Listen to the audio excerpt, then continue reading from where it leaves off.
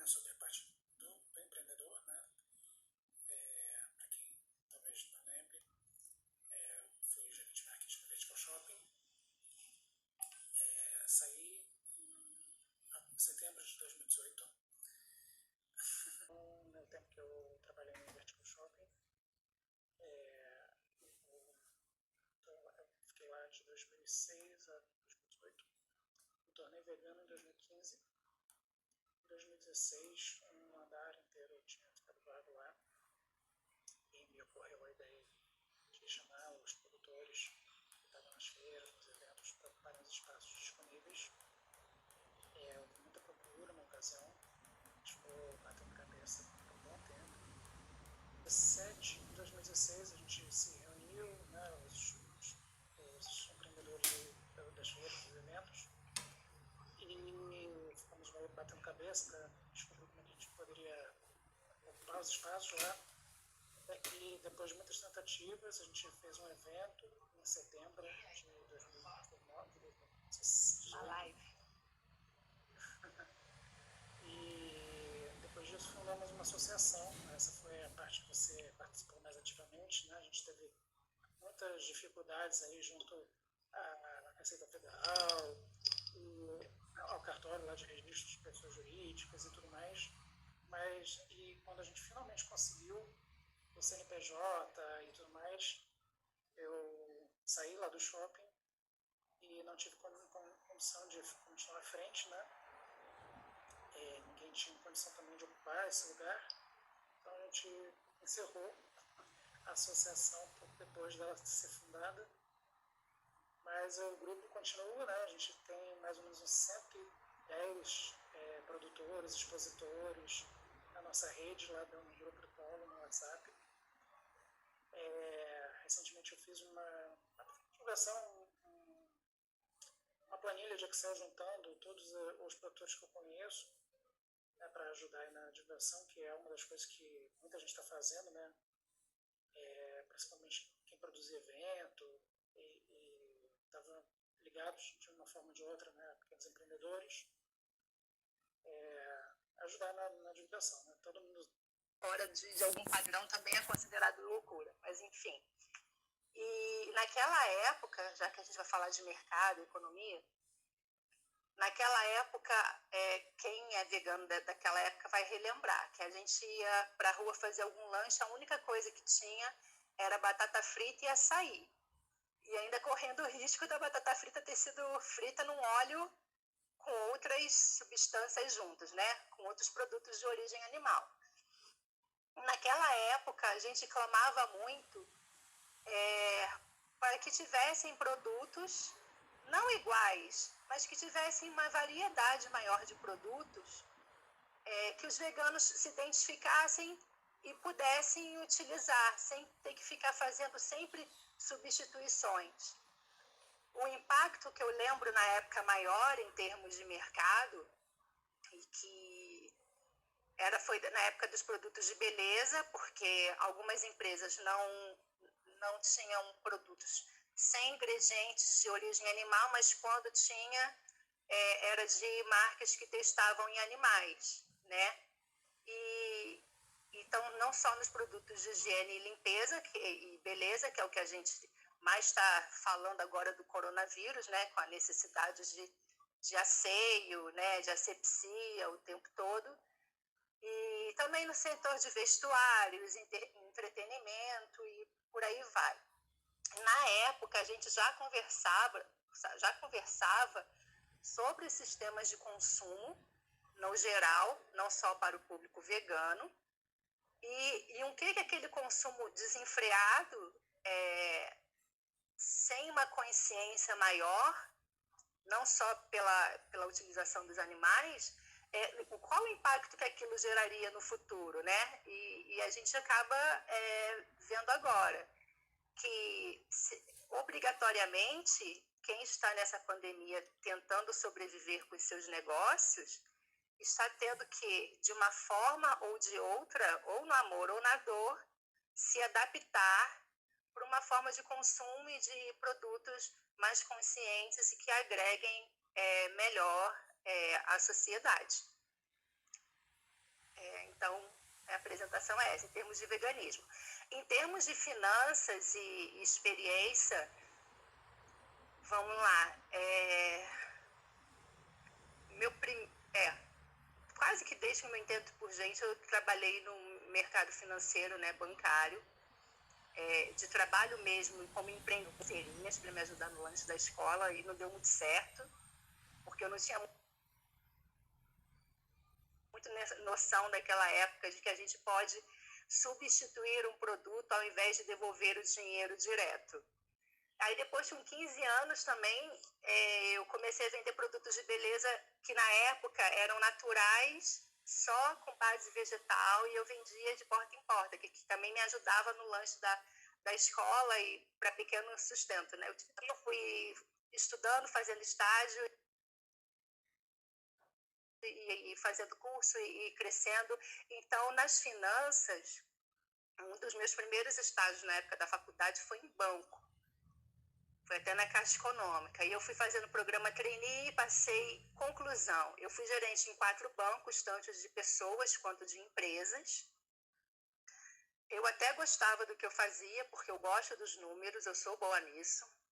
Gostava de fazer investimentos, porém, eu não gostava do modus operandi no tratamento com os clientes. Aquelas metas abusivas, em que faz a pessoa que está precisando praticamente se enforcar. E depois eu verifiquei que quando a pessoa realmente, às vezes, estava com... E as empresas, né, muita microempresa, estavam realmente precisando de um fôlego de capital de giro, os bancos não negociavam. Eles só negociavam quando a pessoa estava realmente inadimplente e que aí o banco entrava naquela parte do PDD, que é a provisão de provedores duvidosos, que todo mundo que entende de contabilidade sabe o que é. Aquele percentual do balanço que vai para perda. Ou seja, depois que o cliente praticamente se enforcava e realmente que o banco via que não ia receber, aí sim ele resolvia negociar, né, com os clientes em 60 meses, vamos lá, 5 anos, com uma taxa de juros mais factível. Então, na época, quando eu saí do mercado, que um banco foi comprando o outro, foi logo... Isso começou de um banco comprar outro na época do Plano Real. Isso não quer dizer que eu seja idosa, não, tá? É que eu comecei a trabalhar muito cedo mesmo. Mas a gente já sabia que muitos bancos, até por questões de legislação, não iam conseguir se manter e um ia começar a comprar o outro.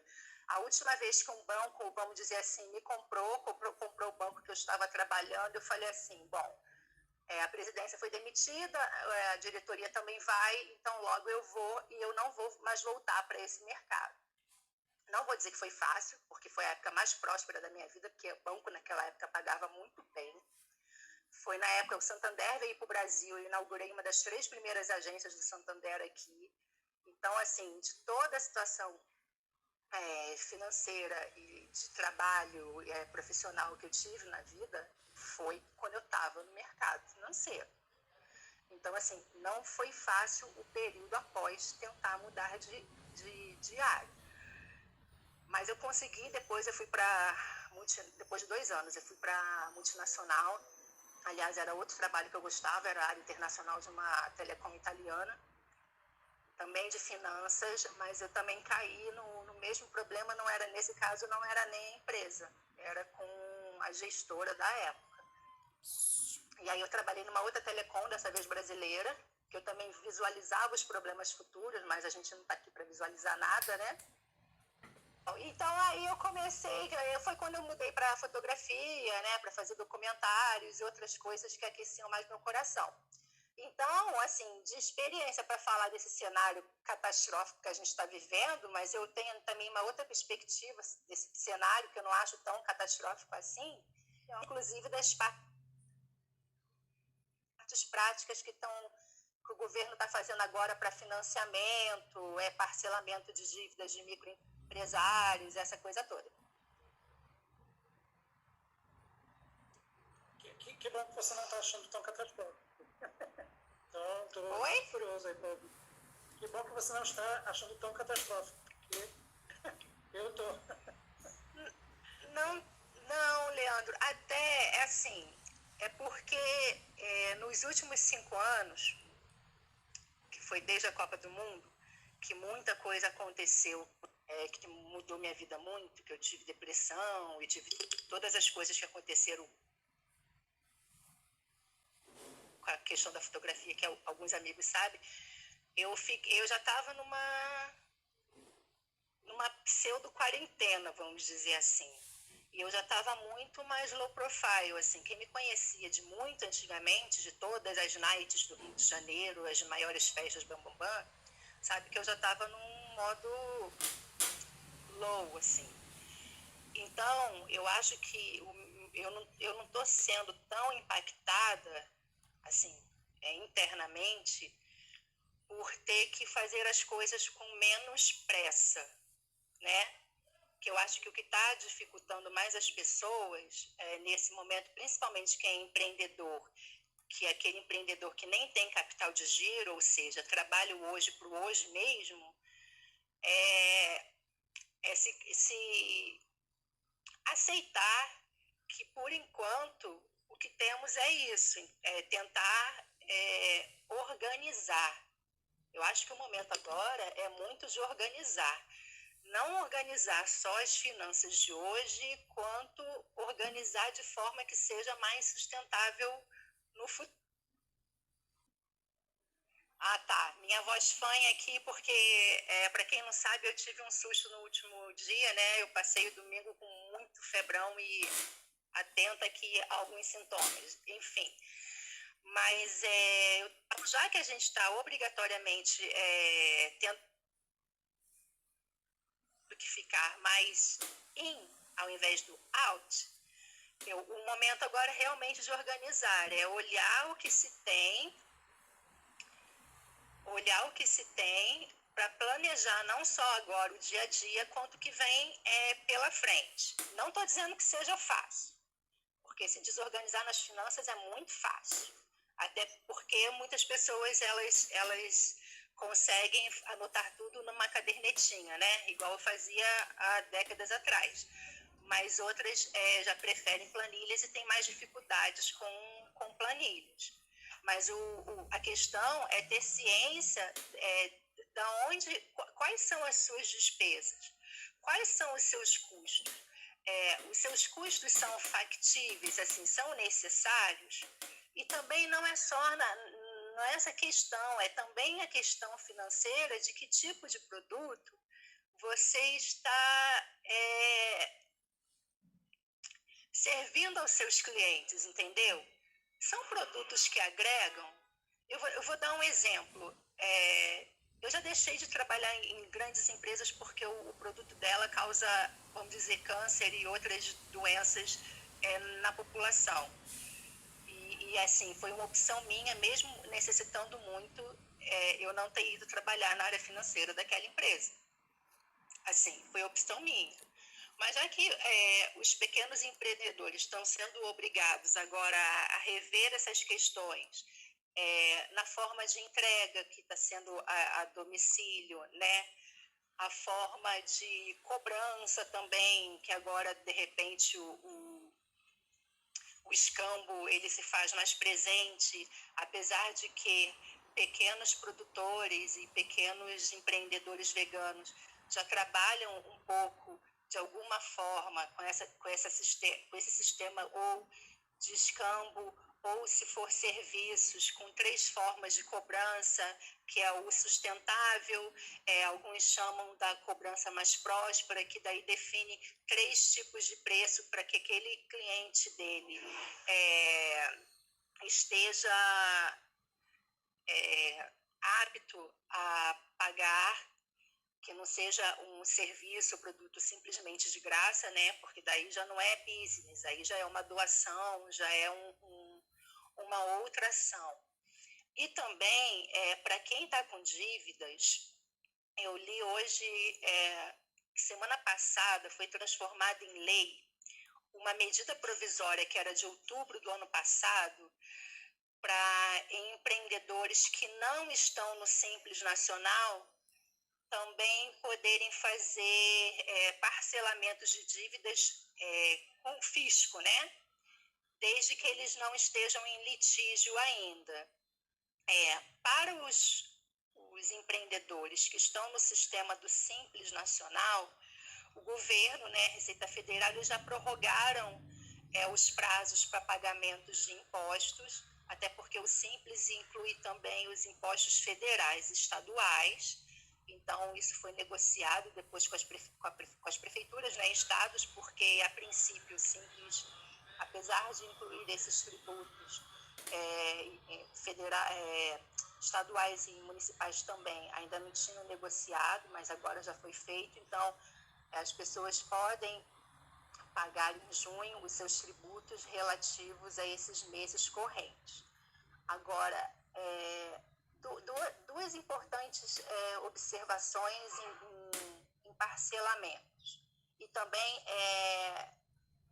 sobre postergar contas, né? Que para pessoas físicas está podendo postergar porque alguns serviços não poderão ser cortados durante esse primeiro trimestre de quarentena, digamos assim, mas a gente não sabe se essas medidas depois elas vão ser prorrogadas ou não.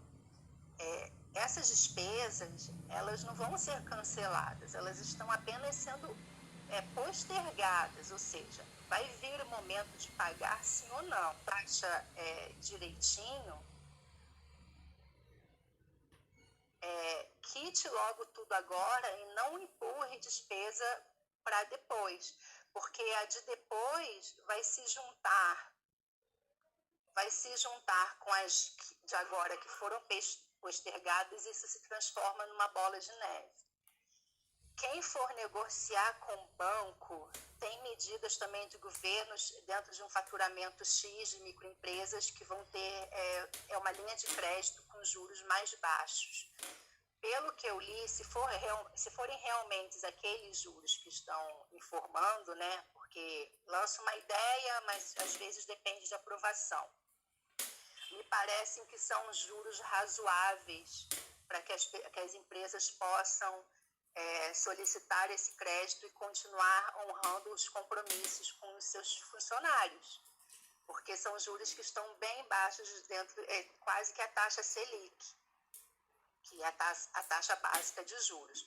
Isso em outro momento, não estou nem julgando se é certo ou se é errado esse outro, o spread bancário, né, que é o que o banco tem em cima da taxa, sobre a taxa básica, geralmente é muito alto. Então, assim, dentro desse momento de organização, eu acho que é bom pensar nessas questões. Agora, também tem uma outra situação que eu tenho, que tem chegado até mim, né, que eu tenho lido, são daqueles prestadores de serviços que fazem o ganha e recebe na hora, salão de cabeleireiro, né, estética e tudo, e que estão vendendo vouchers para prestarem os serviços para quando essa situação de quarentena acabar. É só observar se a pessoa não está fechando toda a agenda para o futuro, de ordem que tenha que cumprir com todos esses vouchers, né, com a prestação de serviços de todos esses vouchers já vendidos e já recebidos, e também deixar espaço na agenda para cumprir com essa demanda e novas demandas, entendeu? Porque senão chega lá na frente, a pessoa está com o empreendedor está com um passivo muito grande de serviços a realizar, já recebeu, já gastou com as suas despesas fixas e aí vai ficar trabalhando sem receber nada, porque já recebeu e já gastou com as despesas fixas. Então, pode fazer perguntas, porque se deixar, eu vou falando. Beleza. Tenho duas dúvidas a princípio, né? Você falou de microempresas e tudo mais. A maioria dos produtores que a gente conhece são MEI. Isso que você falou se aplica para a categoria? Se aplica para MEI, sim. Tá, e a outra pergunta... Sim, o MEI, Para quem ainda é MEI. Sim, o MEI, apesar dele ser muito centrado naquele empreendedor individual, pessoa física, igual uma Eireli também, só que a Eireli tem que ter 100 salários mínimos de capital. Ele é uma pessoa jurídica porque ele tem um CNPJ. Então, ele é uma personalidade jurídica diferente daquele CPF que a pessoa tem. O regime de tributação do MEI é o Simples Nacional. Então, foi uma atenção que eu tive quando eu vi essas resoluções do governo para o Simples Nacional, para quem está no regime de tributação do Simples Nacional, se ia se aplicar ao MEI também, porque o MEI é Simples Nacional. E pelas leituras que eu fiz, as informações que eu achei, sim, vão se aplicar ao MEI no imposto de pessoa jurídica dele, que é aquele, vamos lá, quem fatura até 81 mil ano, né, no MEI, ele paga aquele valor mensal de acordo com a atividade, se é só serviços ou se é só comércio e serviços. Se passar desse valor do 81 mil, ele já tem uma escala de impostos a pagar acima disso, né? Mesmo que ele continue a ser MEI durante aquele ano em que ele passou do faturamento.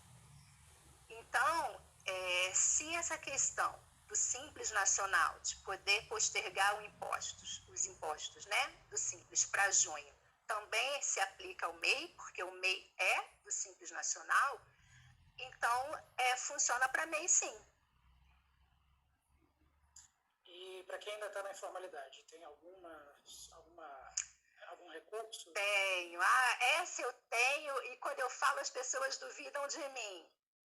Eu não falei que eu sou contadora também, né, por formação, e agora é uma das minhas atividades individuais como profissional liberal é a contabilidade.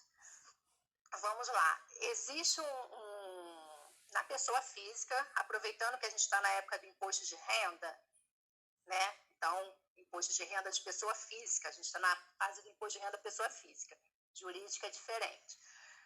E que foi prorrogado o prazo de entrega da declaração até 30 de junho, já que seria 30 de abril, prazo normal.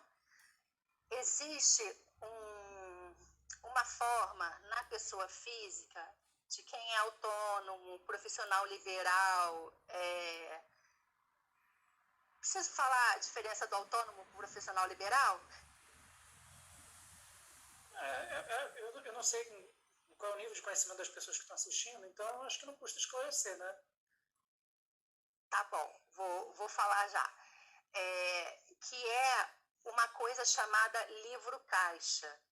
As pessoas, elas só conhecem o livro-caixa na pessoa jurídica, mas existe o livro-caixa na pessoa física, que é feito através de um programa que é baixado do site da Receita Federal, chamado Carnê-Leão.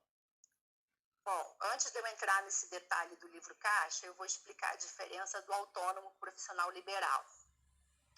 A diferença ambos as pessoas trabalham por si próprias, né? Não são vinculadas.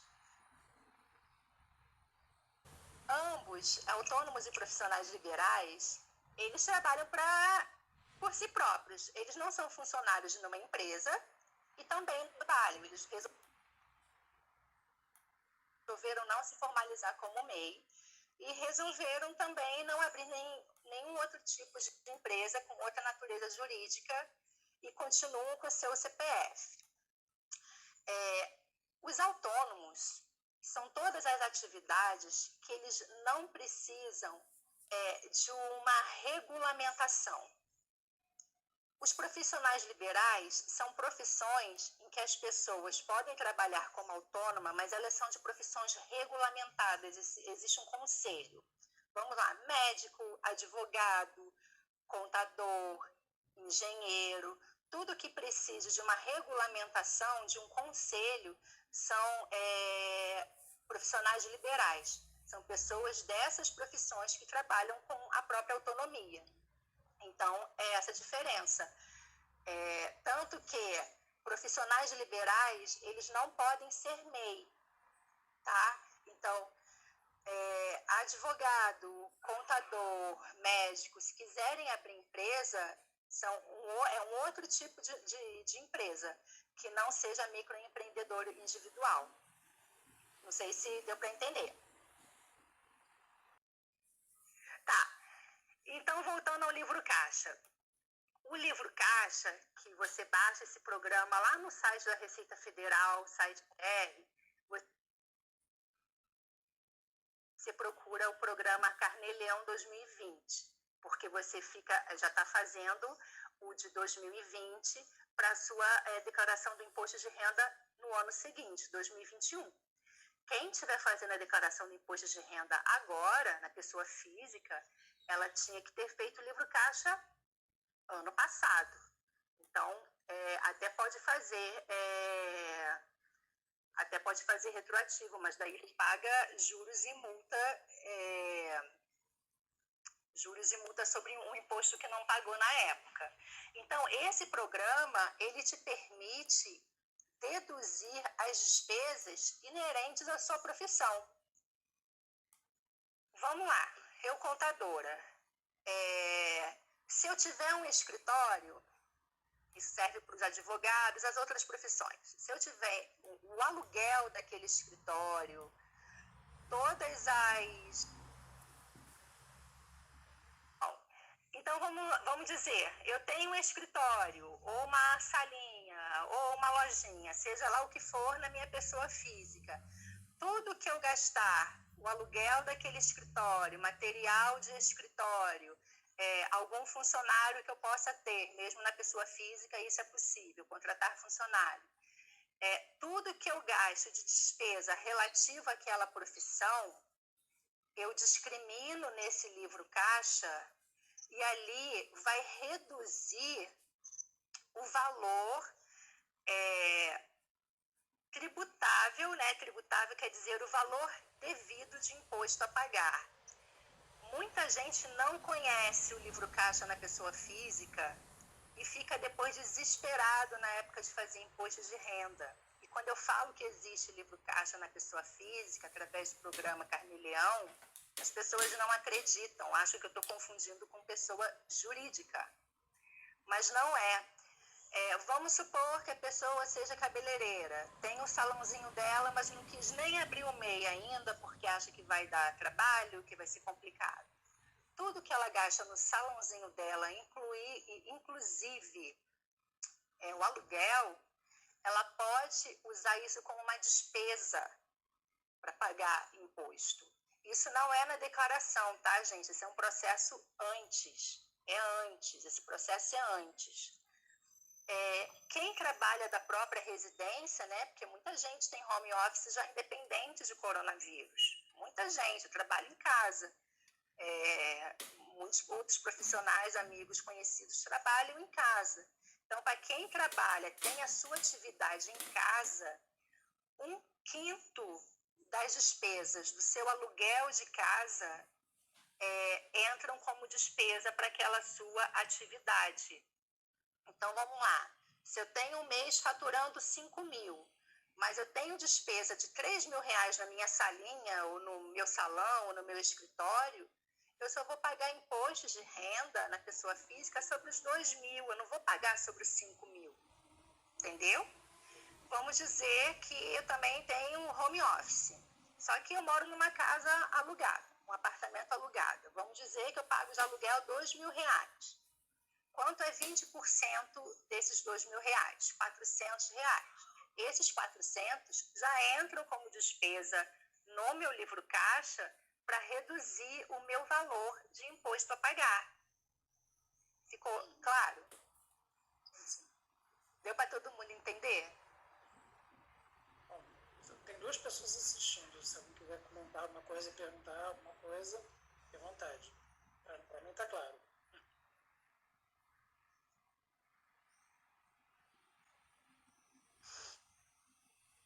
Pode continuar, Flávia. Posso? Então tá. Então, assim, pelo que eu vejo, claro que sabendo possíveis e imagináveis, Eu acho que o momento mesmo é de organizar as finanças, assim, de se preocupar mais com essas questões que eu falei lá no início, ao invés de querer continuar naquela loucura que a gente andava vivendo, do vender, vender, vender, vender, vender, vender, e produzir, produzir, produzir, sem saber nem para quê. Entendeu? Tem uma pergunta aqui. Assim, é o meu pensamento pessoal. Tá, tem uma pergunta aqui da Mara Lúcia Arantes. A pergunta é: uma pessoa física que tenha prestadores de serviço, exemplo, cuidadores de idosos, deve ter livro caixa? Olha, uma boa pergunta. O livro caixa é só para aqueles funcionários dessa pessoa que sejam relativos à atividade que ela exerce. Então, assim, se a cuidadora de idosos não tiver nada a ver com a atividade que ela exerce, que aí eu não sei qual é, não vai entrar em livro caixa. Mas assim, por exemplo, ela precisa dessa profissional para poder trabalhar. Será que isso não pode ser levado em conta? Não conta. Nesse caso, a Receita Federal ela é bem taxativa. Inclusive, quando você faz o livro caixa, que tem até um terminho que depois você pode imprimir para guardar, você tem que guardar todos os comprovantes das despesas do escritório, parlamentar, que é obrigada a pagar OAB, CRC, que é o meu caso de contadora, ou CRP de psicólogo, e isso também permite ser deduzido do livro caixa, por quê? Porque o profissional liberal é obrigado a ser registrado num conselho para atuar. Então, isso é deduzível do livro caixa. Mas uma pessoa que não tem a ver com a profissão, independente dela pessoalmente precisar daquele outro profissional ou não tem a ver com o livro caixa. A não ser que ela fosse uma pessoa física, mas também não entraria, no caso, uma cuidadora de idosos nesse caso. A não ser que a cuidadora de idosos fosse uma profissional relativa à atividade dela, entendeu? Mas não entra. Ela acrescentou uma informação aqui. Ela está dizendo que ela paga imposto de renda e diz assim: essa pessoa fixa numa empresa porque ela tem 3 prestadores. Não sei se isso faz alguma diferença. Essa pessoa, ela contribuinte do imposto, tem uma empresa com 3 prestadores, é isso? Ou ela contrata essa pessoa. Eu preciso saber dos detalhes, porque essas questões tributárias, elas são muito em detalhes, sabe? E como assim a gente tem uma carga tributária muito alta e o fisco, quando vem cobrando multa, ele vem mesmo, é bom que a gente saiba realmente de todos os detalhes para dar uma informação, para que não possa ser uma informação, entendeu? Para não gerar nenhum prejuízo. Mara, não sei se você... eu disse que entendeu. Então, beleza. Entendeu? Ai, que bom! Isso aí. Bom, você falou sobre postergação de pagamentos de impostos, sobre linhas de crédito. O que eu estou vendo... é muita gente assim, né, divulgando apoio pequeno, compra do pequeno, ajude o pequeno.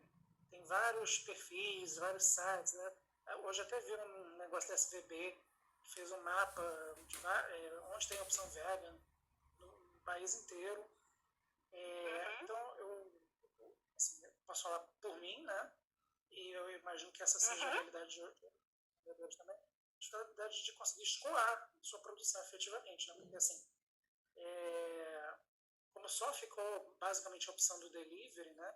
E tem muita oferta, acho que acaba não conseguindo ter tanta saída como poderia ter em outro no momento, né, que antecedeu esse, né? Então, assim...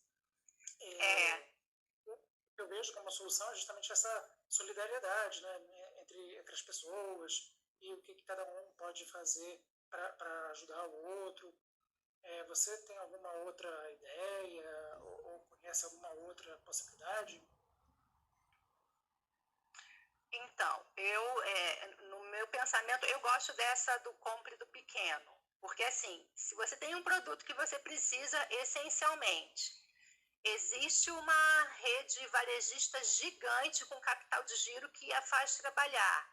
E você tem um microempreendedor que está ali se esforçando no dia a dia para também te atender, por que não ser solidário nesse momento, né? E fazer essa compra, agora está tendo muita quentinha, pelo que eu estou vendo, por que não fazer essa economia assim meio que circular, girar, para manter todo mundo?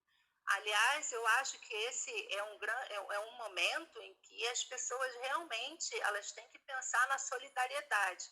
Mas o que eu tenho visto também é que muita gente agora se resolveu dizer que entende de economia, né? Que, se não ficar na quarentena, as pessoas vão passar fome. Gente, o Brasil, ele é tão desigual que, independente da quarentena, pessoas já passam fome o ano inteiro. E eu estou vendo pessoas usarem esse argumento que, ao invés de sentarem, criarem ações para tentar ajudar, né, as pessoas que estão com as necessidades mais básicas afetadas, elas estão usando isso como desculpa para ir para a rua sem lenço, sem documento, e vamos ver que vamos testar o que vai dar.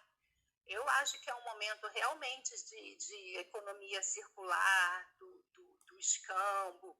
Eu posso também falar um pouco sobre a questão do escambo e dinheiro. Eu acho que é um momento. Eu só não acho que seja um momento para todo mundo ficar só no... É porque eu recebo muita informação de vários contextos. Do contexto do veganismo, né? Porque eu sou vegana há muito tempo, aí conheço muita gente. Do contexto da fotografia, que também sou fotógrafa e faço mestrado de fotografia.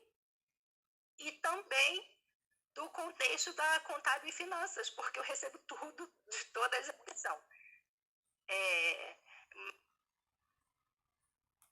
Mas eu tô vendo, eu recebi um e-mail esses dias que me deixou meio chocada, assim, como prosperar e enriquecer na quarentena. Gente, não que seja um pecado a gente prosperar e enriquecer, não é? Porque um bom dinheiro na mão de pessoas que têm boas intenções, isso é maravilhoso. Eu fico maravilhada quando vejo um Leonardo DiCaprio, um Brad Pitt da vida, e outros, né, com grandes fortunas ajudando em causas ambientais, por exemplo. Mas eu não penso que seja um momento de a gente enviar um e-mail, assim, numa situação tão crítica. Eu vejo essas pessoas com grandes fortunas realmente usando o seu dinheiro para cuidar de causas ambientais, para ajudar organizações, assim, eu fico maravilhada. Eu fico pensando assim, poxa, porque assim, muitos veganos com boas intenções também não têm acesso, né, a essas fortunas pelos seus trabalhos para poderem cuidar. Mas quem é ativista está acostumado a ajudar também de outras formas, seja divulgando ações, fazendo ações com as próprias mãos, enfim. Mas eu não achei oportuno esse e-mail que eu recebi nesse momento. Tantas pessoas estão perdendo amigos, entes queridos, ou estão com pessoas na família adoecidas, sem saber se é coronavírus, se não é coronavírus, porque o teste não está disponível a todos. Um e-mail, a última coisa nesse momento que ela vai querer pensar é em prosperar ou enriquecer, porque o maior bem que ela tem naquele momento é a vida da pessoa. Então, eu acho que para todo... Exatamente. Então, assim, para toda situação, o marketing, ele tem que estar apropriado, porque senão fica aquela coisa do vender por vender, entendeu? E não agregar um valor na vida da pessoa. Eu deletei aquele e-mail, né, e nem quis ler. É o e-mail de uma área de finanças, assim, consultor de finanças também, que eu gosto de acompanhar os pares, né, que, de vários assuntos da fotografia e por aí vai, porque é bom para criar a gente cria não só uma empatia, como uma comunidade, vamos dizer assim. Mas, assim, não é oportuno, sabe? Tem que ser oportuno. Enfim, agora eu tive um outro exemplo de uma live que eu participei semana passada, mas foi sobre fotografia, e uma fornecedora que faz acessórios para newborn. Newborn é a área de recém-nascidos na fotografia, sabe aquelas fotos dos recém-nascidos? Então é chamada de newborn, é essa área da fotografia. Ela parou de produzir tudo que é para newborn e pegou a oficina dela e começou a produzir máscaras, tanto para doação, uma parte para doação e outra parte é para venda, para ela continuar girando o negócio dela, né? E dali ela já cobre o custo daquelas máscaras que são para doação. E eu conversando com ela, quer dizer, a live que ela deu nesse canal de fotografia, a linha de produção dela é toda sustentável, não é fast fashion. É uma linha toda sustentável no material que ela usa, sabe? Ela fala assim, eu vendo um pouquinho mais alto, mas é um mais alto que várias outras empresas de grandes marcas vendem, é o mesmo mais alto que eles, só que eles mandam produzir na China, né, com custo muito mais baixo para ter um alto lucro, e eu tenho um lucro menor, mas eu não sigo aquela debandada do que o mercado faz. Porque agora, por exemplo, eu estou vendo muitas pessoas reclamarem de que o vírus veio da China e que a China produziu o vírus. Eu não sei como é que eu tiro o som do WhatsApp. E da China do vírus, e que só a China que está produzindo e que está todo mundo sendo obrigado a comprar da China.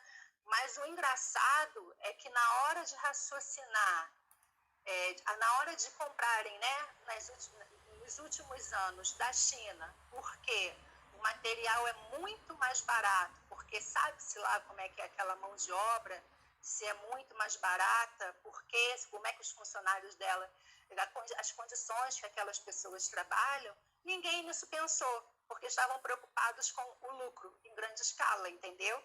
Aí agora vão usar a desculpa de que estão comprando, só podem comprar da China porque é o único local que entrega.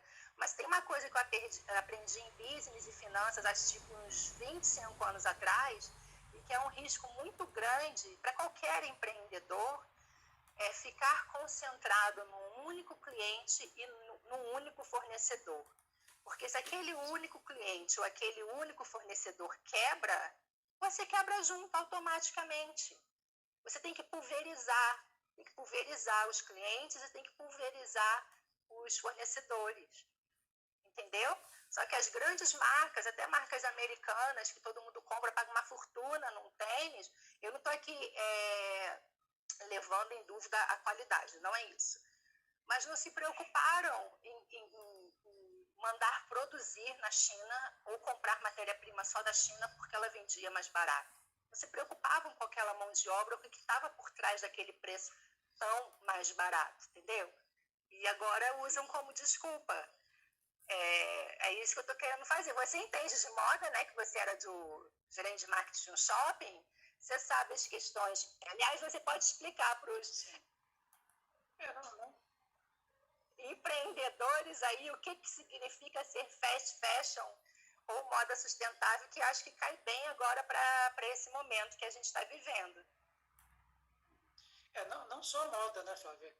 Toda a atividade industrial, principalmente empresas muito grandes, multinacionais, né, elas normalmente geram grande, né, e esse sistema de distribuição, né, essa rede essa cadeia produtiva distribuída, né, porque em vários lugares, né, então isso aí vem de longa data, né, que é um conceito de imperialismo, vamos dizer assim, né, que tem os grandes centros que não produzem um produto final, né, vendem um produto final, mas toda parte de trabalho pesado, matéria-prima, eles jogam, né, para países menos desenvolvidos. Não é o caso da China, que é um outro caso à parte, né? Mas, enfim, isso tudo gera um desequilíbrio muito grande, fora poluição, fora trabalho escravo, fora exploração animal, fora uma série de outras questões aí, que, enfim, envolve todo tipo de indústria. Então, a gente já vinha numa pegada, né, de favorecer os pequenos empreendedores e tudo mais. E, assim, esse momento agora, para quem ainda não entendeu esse recado, assim, é fundamental a gente descontinuar essa lógica. A gente não vai poder voltar para o que era antes dessa crise de pandemia, porque se a gente, todas essas atividades, né, todo esse consumo desenfreado, toda essa poluição, enfim, tudo isso gerou esse desequilíbrio todo, né?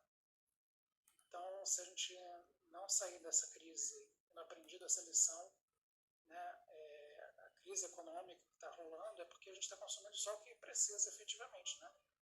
Está consumindo enlouquecidamente dentro de casa, então não precisa, você começa a questionar, né, que não precisa mais, né, de uma bolsa de grife, de um sapato, não sei das quantas, de, né, esses itens de luxo, de consumo, que né, só fazem sentido quando você, né, quer demonstrar para outras pessoas no convívio social que você tem um determinado status, ou coisa que vale. Então, dentro de casa você não precisa fazer nada disso, né? Então, acho que a gente vai todo mundo ter que pensar muitos hábitos e muitas questões, não de consumo de modo geral, mas principalmente, né, no que nos diz respeito, né, em relação ao consumo de produtos de origem animal, que, assim, todas as grandes epidemias que já rolaram vieram de origem animal, né? Então, essa acho que é a principal lição que as pessoas precisam aprender urgentemente, né? E não faltam opções para as pessoas aprenderem, né, a mudar seus hábitos, né? Tem os programas aí, Segunda Sem Carne, Desafio 21 Dias Sem Carne, tem consultorias e por aí vai. Então, quem tiver interesse, né, é só procurar, pode falar com um de nós que a gente tem condição de indicar, mas realmente vamos ter que repensar. Mas, assim, nesse momento, né, a gente vinha aí esse momento, assim, a gente realmente precisa descobrir como passar por essa crise, né? Então, acho que esse é o grande desafio que a gente tem que enfrentar e, assim, eu não tenho uma resposta muito clara. Você pode me ajudar nesse sentido. Eu não tenho uma resposta clara para como enfrentar esses desafios. E eu estava vendo algumas lives de economistas e tal, e, assim, pelo que eu tenho percebido, ninguém tem uma resposta muito clara, né? A gente está falando aí de... Não tem. Não tem, porque os cálculos matemáticos por trás da economia, né, que os economistas fazem, que incluem renda, emprego e algumas crises, mas eles se pautam sempre em crises econômicas. Explodiu a bolsa, estourou a bolsa, baixou a bolsa, aí o dólar vai subir porque a bolsa caiu tantos por cento. Então, se baseia muito nisso. Existe uma área na economia chamada economia ecológica, que ela não é muito falada, apesar de já existir desde a década de 70, que ela não tem a ver com a economia ambiental, tá? São coisas diferentes. A economia ambiental, ela ainda se pauta na valoração das coisas. Quanto vale uma árvore? Quanto vale aquele espaço da natureza? A ambiental ainda se valora nisso, tanto que muita empresa fez greenwashing, né, marketing verde, em cima da economia ambiental. A economia ecológica, existe até a Associação Brasileira de Economia Ecológica, ela se pauta primeiro na natureza, porque não adianta ter necessidades ilimitadas, que é o que diz a economia tradicional, com determinados recursos, sabe? O que manda é o que tem de natural. Você não consegue gastar, não existem vários planetas Terra, só existe um planeta Terra. Então, uma dica para quem quiser pesquisar mais sobre economia ecológica, eu acho muito bacana, tem um viés muito, muito diferente sobre a economia tradicional. A economia tradicional, primeiro que ninguém vai conseguir ter uma resposta, porque eu acho que não esperava uma pandemia, né, nessa proporção aqui nessa era moderna, vamos dizer assim. Apesar de que existe um vídeo do Obama que falou sobre a necessidade de se prepararem, do mundo se preparar para uma pandemia. Bill Gates também tem um discurso dele, de uma apresentação que ele fez, que ele também toca nessa questão de pandemia, já de alguns anos atrás, de que isso acontece, se aconteceu em outras épocas sem tecnologia, por que não iria acontecer agora?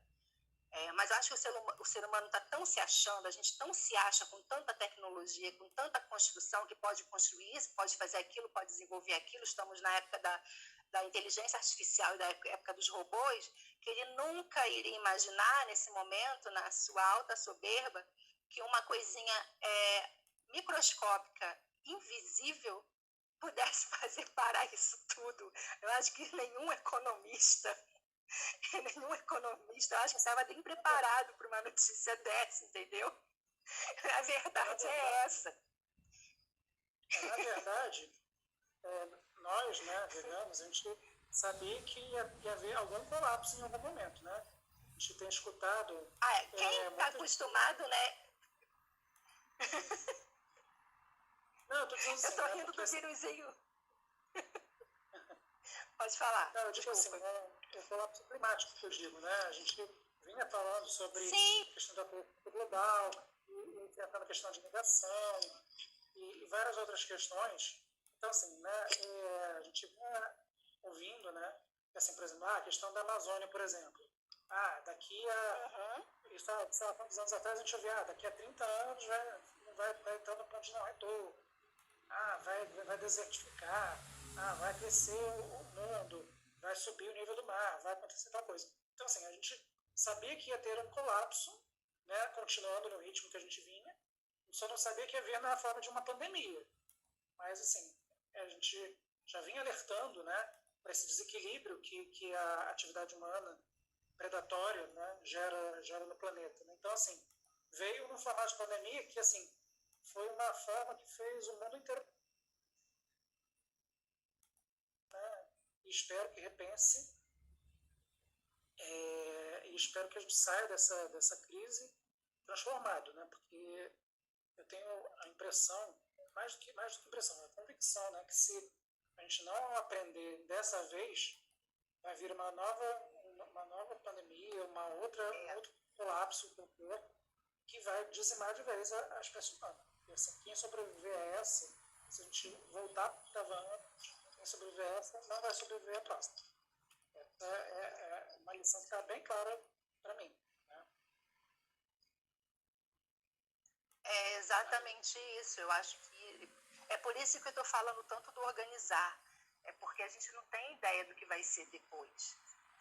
Eu acho que não vai voltar a ser tudo a mesma coisa, do jeito que era. Eu acho que não, e na verdade eu espero que não. É assim. Tá me ouvindo? Eu estou ouvindo. Eu estou perguntando porque, assim, eu acompanho vários coletivos, né? Casas colaborativas, grupos de compra coletiva e coisas que valem, né? Todo mundo tentando alternativas, né? A lógica de mercado, né? De competição, procurando uma forma de colaborar.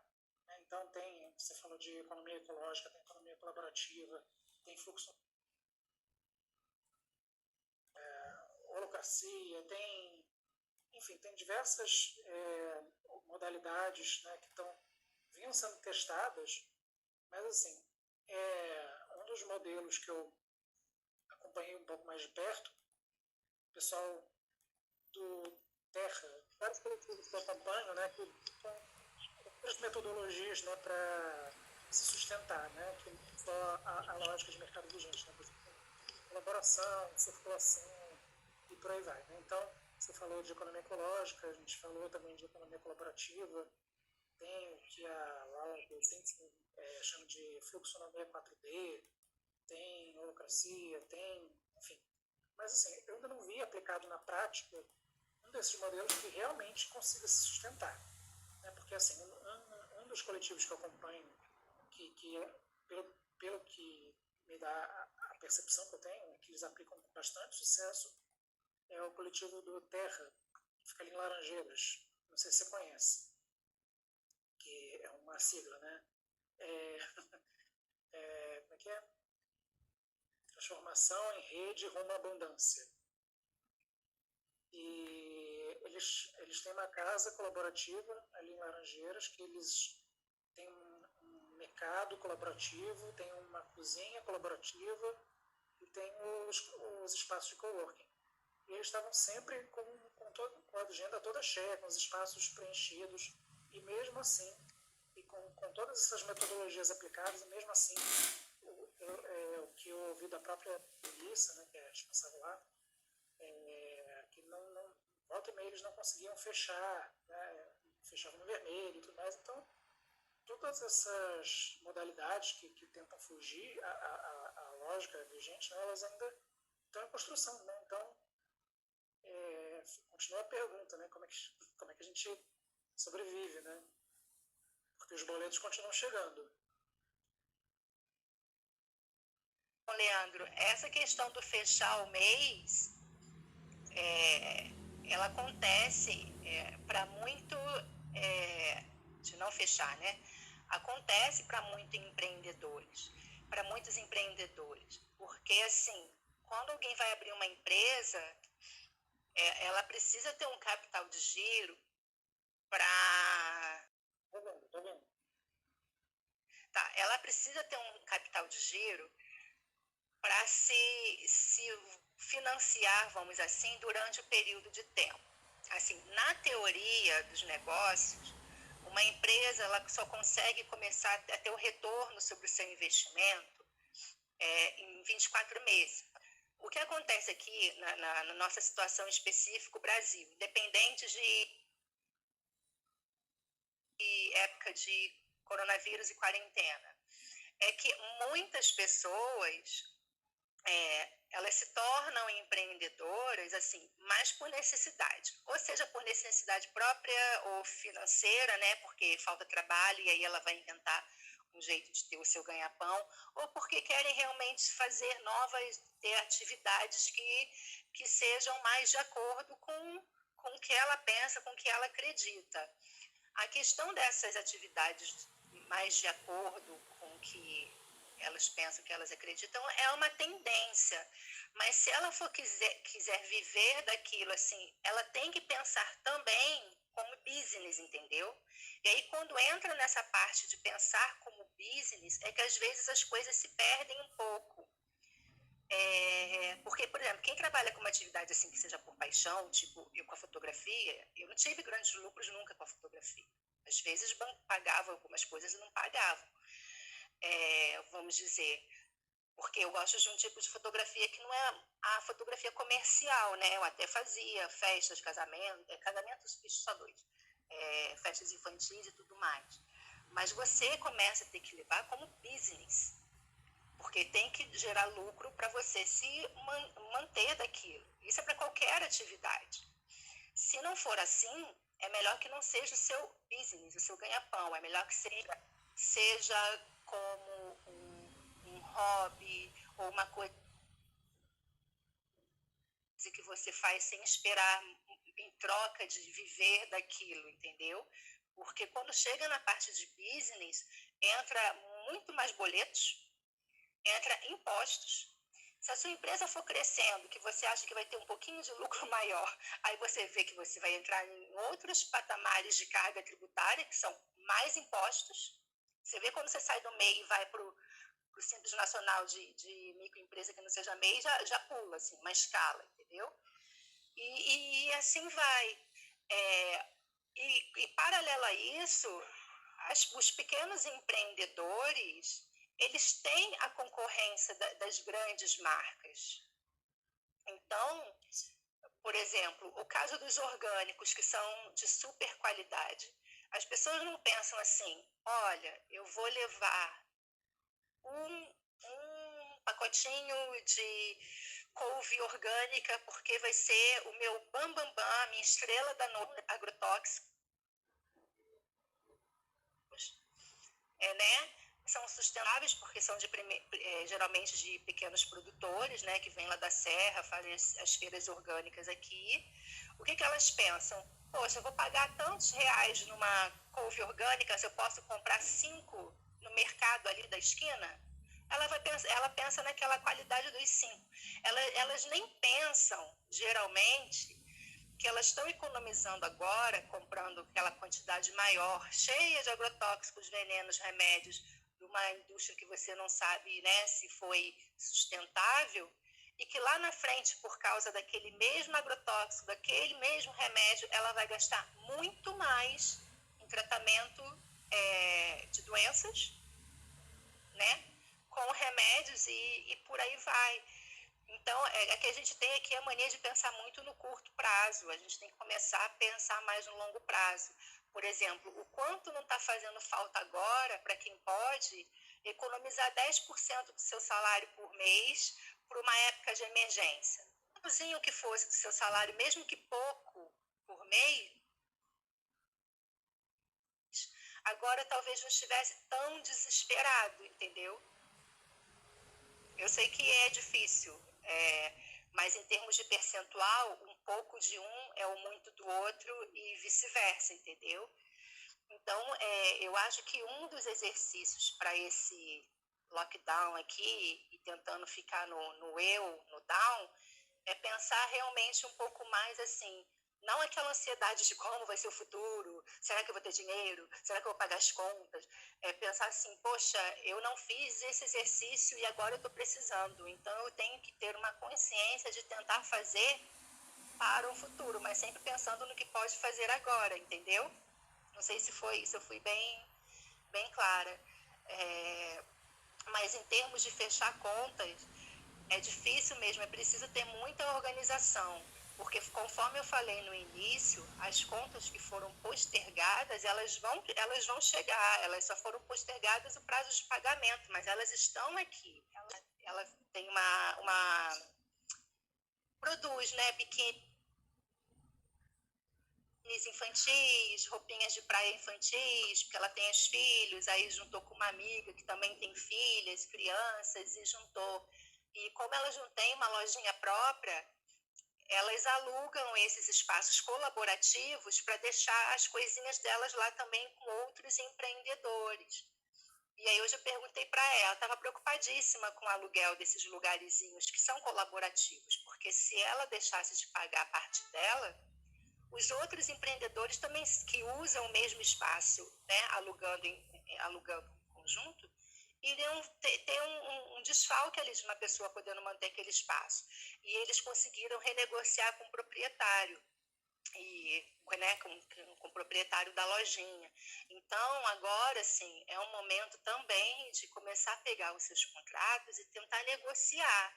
Porque não é possível que o mais megalomaníaco de proprietário, igual aconteceu na Copa do Mundo, né, que os proprietários resolveram tirar os seus inquilinos que pagavam de olho grande nos altos aluguéis, eu acho que nesse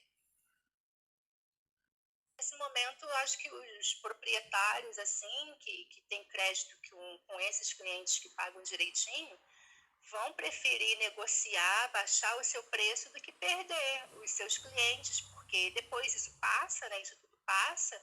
E aí, como é que vai ficar? Porque a gente espera que isso passe, né? Seja lá de que forma for, mas a gente espera que isso passe. Então, é o momento também de tentar negociar com os clientes, com os fornecedores, sabe? De tentar conversar. Porque é a única coisa que se pode fazer agora. Agora, nesses trabalhos que a gente faz, esses colaborativos, que a gente chama de uma economia circular, sustentável, uma economia mais baseada em valores, né? Em valores humanos, vamos dizer assim. Se bem que depende, né, dos humanos, mas em valores humanos, sempre, enquanto houver essa grande economia, esse grande mercado girando e fazendo imposição do que as pessoas têm que consumir, e pior, tá, no que estão consumindo, esses pequenos produtores, pequenos mercados, eles vão continuar tendo dificuldade.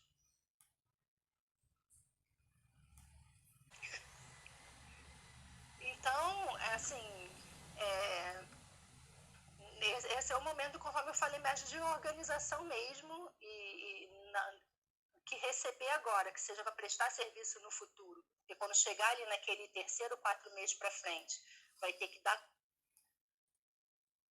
conta de atender a quem já pagou, né? E vai ter que dar conta de atender aos clientes habituais. Os impostos, aí temos essas boas notícias, né? Eu estou vendo que a Patrícia do Santuário das Fadas está nos assistindo. E aí, pensando em instituições sem fins lucrativos que dependem de doação. Como faz? Porque, assim, ela sempre enfrentou dificuldade, né? Isso não é uma novidade para esse tipo de atividade, né? Mas num cenário como esse, o desafio fica ainda maior, né? Você acha que tem alguma... Assim, eu sei que ela divulga constantemente, né? As opções de doação. E ela tem uma rede, né, bem grande, acho que ela tem mais de 10 mil seguidores. Acho que assim, se cada um desses seguidores pudesse colaborar, provavelmente ela conseguiria se manter. É um desafio a mais para organizações não governamentais.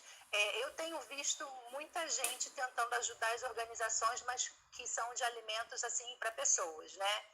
Tem um aplicativo que eu mandei para a Patrícia pelo WhatsApp, eu não sei se ela viu. Eu também não sei se eu sonhei que enviei, pode ter acontecido. Que para ela, também pode ter acontecido. Eu tô ficando meio louca, são muitas atividades. Eu vou mandar de novo, Paty, vou mandar de novo para você. Você pode doar qualquer valorzinho, o mínimo é R$5 para aquelas instituições cadastradas. Eu já vi uma de bicho lá, tá? Só que de bicho pet, se eu não me engano. Até ajudei também já. E que você pode ajudar várias instituições. Ainda tem cashback sobre essas ajudas. Olha que legal. E aí, de repente, a Paty pode tentar ver qual é o modus operandi de cadastrar o santuário lá. Eu vou passar de novo para ela pelo WhatsApp. No mais, a Paty tem mais de 20 mil seguidores nas redes sociais. E todo mês ela faz um esforço surreal para ter que manter a ração dos animais que chegam lá, porque ela nem se nega a receber os animais, mesmo com todas as dificuldades, né? Aliás, o novo morador da semana passada é um fofo. E aí, gente, vamos raciocinar. 20 mil seguidores. Se cada um doar R$2, quanto dá? 40 mil. Imagina se esses 20 mil doarem cada um R$2 todo mês. A Paty não vai precisar, o santuário não vai precisar todo mês ficar pedindo para as rações. Ela vai estar sustentável, né? E vai poder se dedicar a divulgar até vídeos maravilhosos daqueles moradores fofos do santuário. Que, aliás, a quarentena postergou uma nova visita. Eu tenho aqui algumas fotos ainda, são antigas, e que a gente vendia em feiras e a renda vai toda para o santuário. São fotos impressas, a renda vai toda para o santuário. Nem o custo eu vou tirar, mas eu tenho pouquíssimas unidades aqui. E que podem ajudar, que são dos porquinhos. Eu não tenho aqui como enviar, porque eu estou com medo de cair essa conexão aqui. E que daí vai também para o santuário. Eu estou tendo uma outra ideia aqui de fazer, de repente, essas vendas como papel de parede para o computador, assim, por valor ínfimo. Que daí também a pessoa não precisa nem pagar a mim, pode fazer a doação direto ao santuário, porque no site do santuário tem todas as formas lá de ajuda, né? Aí a pessoa fala, olha, contribuir para o santuário. Eu mando aquela foto dos bichinhos, ela pode escolher, tem até do Big Pig fofo, mando digital para a pessoa usar como papel de parede. no computador, ou no seu celular, ou seja lá no que for, né? E aí é uma ideia que está com borbulhão. Mas para as organizações que realmente dependem de doação, elas vão precisar estar muito mais presentes nas mídias sociais agora para se fazer ser lembradas, entendeu? Porque assim, tem muita gente que já estava na dificuldade, né? Porque é uma situação do nosso país, a desigualdade. Tem a outra situação. Não, eu só mandei aqui nas mensagens aqui do Instagram, do ao vivo, o link do Vista-se, que tem pagamento recorrente que ele distribui para as instituições que cuidam dos animais. O santuário está entre elas. Porque o santuário ele tem várias formas de contribuição, mas a própria Patrícia ainda não fez uma campanha de financiamento recorrente. Ou se fez, ela não divulgou. Então, estou dando essa opção aqui para quem quiser acessar, vista-se.com.br/doe. É uma opção porque o pagamento recorrente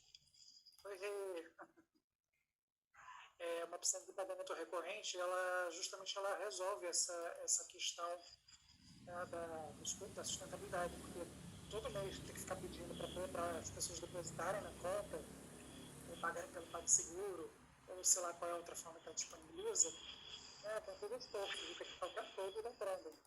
Então, assim, uma campanha de financiamento recorrente, ela tem essa vantagem, né, de já debitar automaticamente do cartão de crédito de quem for doar.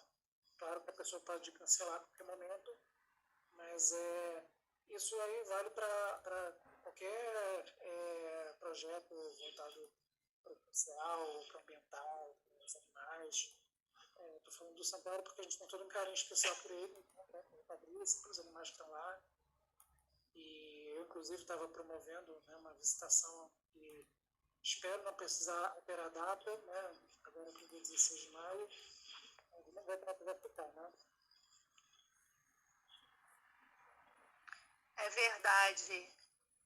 É que o santuário também vai fazer parte de um lá para fora, assim, né? E quanto mais visibilidade, porque a gente sempre trabalha com estatística, né? De tantas pessoas que a gente alcança de publicidade, tantos por cento realmente vão ler, tantos por cento vão ler e entender, e tantos por cento vão ler, entender e poder colaborar, né? Então, acaba se tornando um percentual bem pequenininho que a gente alcança de retorno mesmo. Mas eu acho que cada um tiver lá como seguidor do santuário, doar R$2, já são 40 mil que entra aí para dar fôlego nas rações. Ó, a dica, hein? A dica. Mas eu estava falando aquela hora, de quem realmente já estava com situação difícil e agora continua, de quem não estava com situação difícil e agora entrou no sistema de situação difícil, e que tem gente que não estava em situação difícil, não vai entrar, porque, né? E aí usa várias desculpas para não ajudar as outras instituições. Enfim, eu acho que ajuda é fundamental para quem está fazendo algum tipo de trabalho que realmente faz diferença no mundo. Bom, para falar isso, eu queria fazer um jabá, pode ser? Pode. Bom, então, você já sabe, acho que já experimentou, né? Eu e minha companheira Tina, a gente tem uma linha de cosméticos veganos, lixo zero, né, naturais, que é a Selvática. Não sei se é um espetáculo, já experimentei sim, uma delícia. Então, assim, para quem vamos, né, cuidar da higiene nesse momento, né? Então, aqui tem até para as pessoas saberem identificar, né, pastilha dental, desodorante, sabonete, shampoo, condicionador, tudo sólido, que é para evitar a embalagem. Aqui, shampoo, condicionador, sabonete, desodorante e pastilha dental. Então fica aí a dica. Temos uma loja virtual selvatica.com, com 2 As, Selvatica. Então acessem lá, experimentem. Suspeito para falar, né? Mas gosto muito. Então, assim, você estava falando da questão dos orgânicos em relação ao convencional, né, com agrotóxico. A mesma coisa a gente enfrenta em relação aos nossos sabonetes, porque assim, o valor do nosso produto ele é um valor mais alto do que se você for comprar um sabonete na farmácia, um shampoo na farmácia, né, uma pasta de dente, qualquer coisa convencional. É óbvio que é mais caro por várias razões. Primeiro porque esses produtos, né, no mercado eles são fabricados em escala industrial, o que já reduz o custo. E fora isso, né, eles levam uma série de insumos, de petrolatos, produtos químicos que são agressivos e outras questões que as pessoas não botam isso na conta, né, na hora de fazer a avaliação. Então, assim, quando a gente apresenta os valores, algumas pessoas acham que é um valor muito alto, mas se você for botar na balança o peso, o impacto ambiental, né, e na tua saúde, né, que um produto natural, que pensa na questão ambiental, que pensa no meio ambiente, né, que respeita os animais, e todas essas questões. Então, assim, se você for botar isso na balança, em comparação com as grandes indústrias que poluem, que usam subproduto de petróleo, que usam químicos pesados que são prejudiciais à saúde, então é um investimento que vale a pena. Então, acho que esse tipo de reflexão e repensar os valores que são importantes, né, e apoiar o pequeno e quem está fazendo de uma forma sustentável é uma palavra, um termo que já está bem desgastado, mas enfim, é um termo que as pessoas entendem, né? Então, quem consegue fazer de uma forma realmente sustentável, né, merece esse apoio. Então, fica aí a dica e experimentar os produtos. E é um tratamento também de beleza para pele, porque eu já usei e olha, esse sabonete é um espetáculo. E fora o aroma maravilhoso que vai pela casa inteira. Nossa, são óleos essenciais, não é essência, nem aroma artificial, viu? É um tratamento para pele. Então, além do... Bem, ué. Sim. Porque assim, além da questão olfativa, né, tem todas as propriedades envolvidas dos óleos essenciais que foram cuidadosamente pensados pela Etienne, que é quem desenvolve as formulações. Gostaria muito que ela pudesse falar um pouco a respeito, mas ela não gosta de aparecer. Então, vou me limitar a fazer esse comentário, né, que... Depois de mim, qualquer um pode aparecer.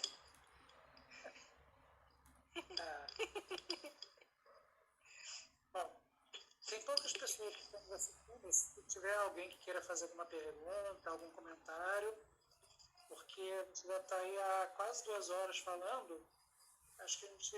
Se você tem alguma coisa para acrescentar, Flávio? Então, pode ser. Na verdade, está sendo falado nos meios econômicos sobre a grande recessão que pode vir depois dessa pandemia, uma recessão muito mundial, que ao invés de só estagnar, ela vai descer em alguns pontos. E com essa grande recessão, ela pode ser similar ou pior do que a Grande Depressão de 1929.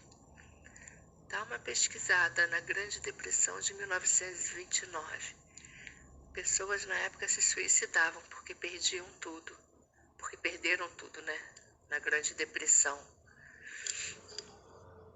Não, a gente falou dos microempreendedores e eu falei também que para dar preferência aos micro, porque as grandes marcas, elas têm capital de giro para sobreviver nesse mal das grandes marcas, até porque elas também geram emprego e renda. mas elas têm capital de giro para passar por esse momento, e se elas não tiverem capital de giro, elas têm um acesso muito maior a financiar um capital de giros com juros menores do que os pequenos empreendedores. Então, assim, vamos escolher os microempreendedores, entendeu? Se a gente tiver que escolher, vamos escolher o pequeno que está ali sobrevivendo ao dia a dia, que ele não tem acesso a financiamentos com juros menores, na maioria das vezes, vamos dizer assim. Aliás, alguns nem têm muito acesso nem a crédito, né? Enfim.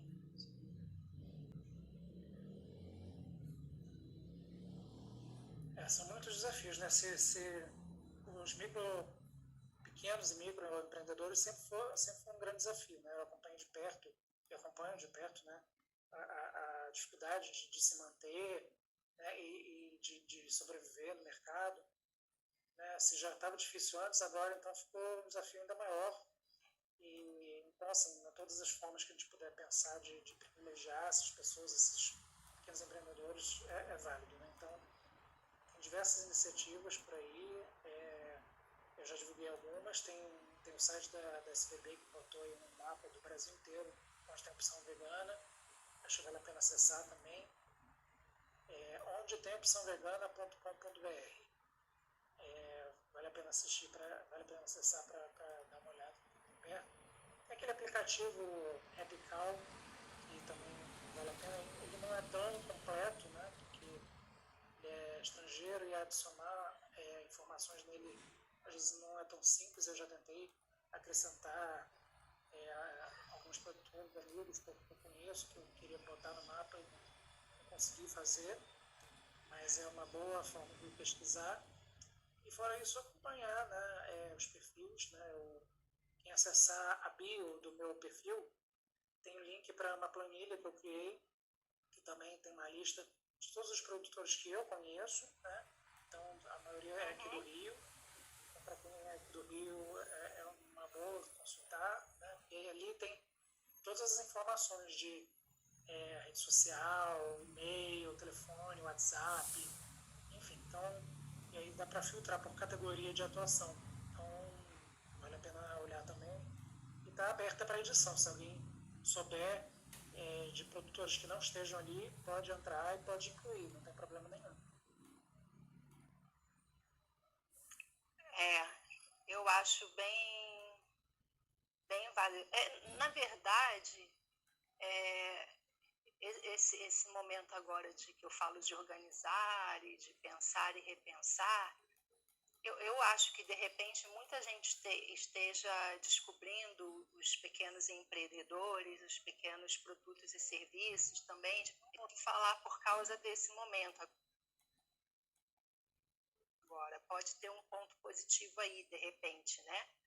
Até porque também a demanda é muito grande e, às vezes, os pequenos empreendedores, assim, sozinhos, eles não conseguem dar conta de fazer tantas entregas, até mesmo de produzir tanto, né? Fazer tanta produção, ainda principalmente quando são produtos artesanais. Então, eles conseguem, de repente, tentar escoar o estoque que tem com, de repente, um mercado novo que esteja aparecendo para eles, de gente que nunca tinha pensado ainda nessas formas alternativas de consumo, né, de consumir, está acostumado a pegar o carro, vai para o mercado, estaciona, enche o carrinho e joga no carro e parará, e agora está sendo obrigada a pensar até se pode sair de casa ou não, começa a descobrir que existe um outro mundo que, teoricamente, era um mundo paralelo, mas que esse mundo paralelo se torna mais presente agora. Assim, eu estou meio que confiante, assim, eu não tiver nem pelo menos um pouco de esperança ou confiança nessa incerteza que a gente tem, porque agora o que a gente tem é só incerteza, na verdade. Enfim, eu acho que pode dar certo. Na verdade, eu não vejo outro caminho possível, Flávio, porque, assim, como a gente estava falando, se a gente não mudar essa forma de estar no mundo, quando a gente sair dessa crise, a gente vai entrar numa outra na sequência que vai ser pior e vai levar quem sobrar dessa. Então, acho que é mais do que assim, né, nós já estamos aí desde nós veganos, a causa vegana, né? Tá falando sobre Sim. isso desde a década de 40. Então, acho que assim, né, é uma demonstração de como o desequilíbrio realmente está afetando aí o planeta. Então, assim, acho que recado mais claro que esse não vai ter, né? Então, é isso. É que a gente que já é vegano sente menos isso que está acontecendo agora, porque a gente já vem nessa linha de raciocínio há muito tempo.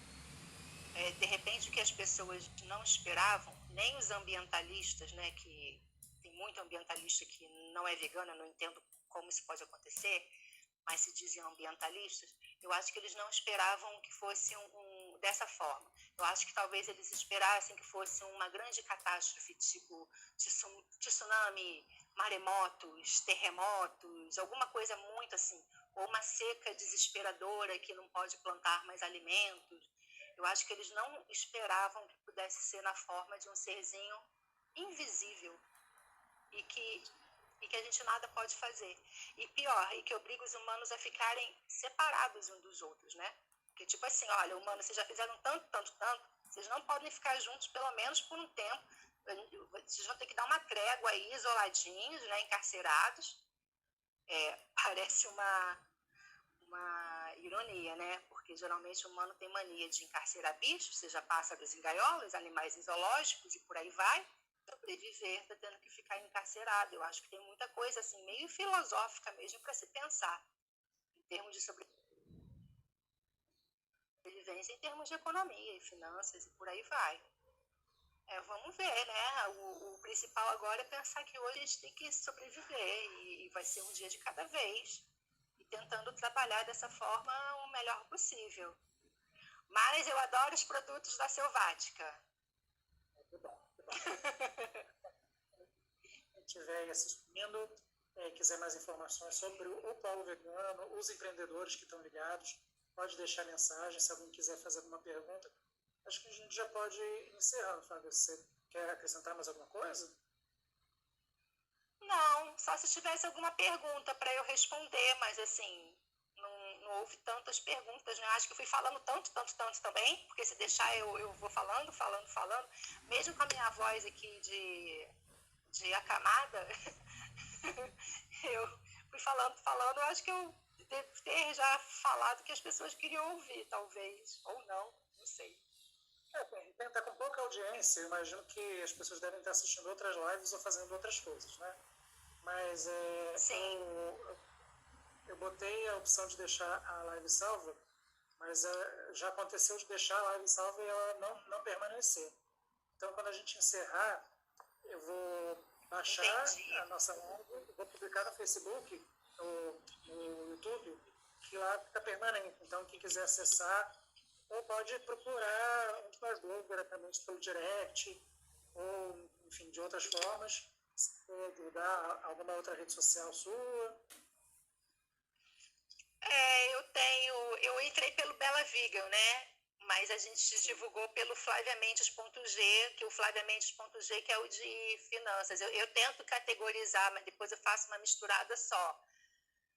Eu uso esse Bela Vegan na pessoa física, porque o Bela Vegan, na época, eu criei um site, eu tinha um site que era para dar dicas sobre produtos cosméticos mesmo, na época que não tinha muitos produtos que não eram testados. Então eu ficava pesquisando para ver o que as veganas, os veganos, né, poderiam usar que não fosse nem testados em animais e nem com ingredientes de origem animal. E acabou ficando, e depois o site eu cancelei. Ainda bem que hoje a gente tem muita informação.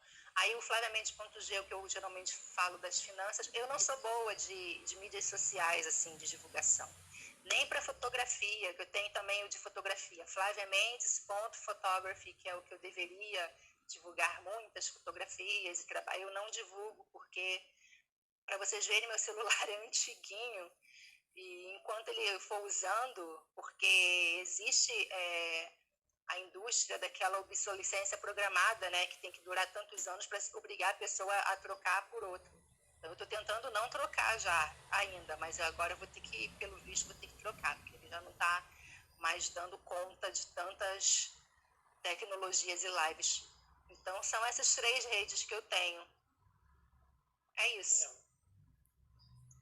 Então, beleza, Wagner. Achei que foi muito bacana o nosso papo. Achei que deu para dar uma explanada geral aí. Se alguém tiver alguma pergunta, se não der para fazer agora nessa live, pode nos procurar diretamente nas nossas redes sociais, que a gente tenta responder. E no mais é isso. Conforme for, a gente marca um outro encontro. Tá bom, combinado. Tá bom?